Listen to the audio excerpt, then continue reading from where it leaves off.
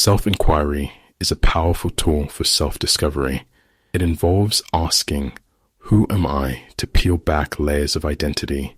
Self-inquiry differs from meditation by actively engaging introspection rather than focusing on breath or mantra. Practical techniques include asking the question, observing thoughts, journaling, and seeking guidance. Maharshi's teachings are relevant today, addressing existential dilemmas.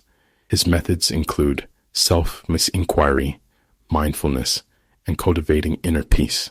Self-inquiry helps question thoughts and beliefs. Maharshi's teachings align with mindfulness, but emphasize direct self-confrontation.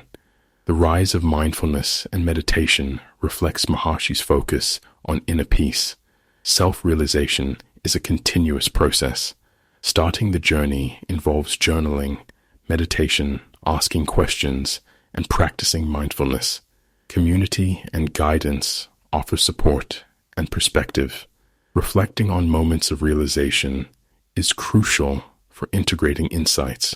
Self-realization is a lifelong journey.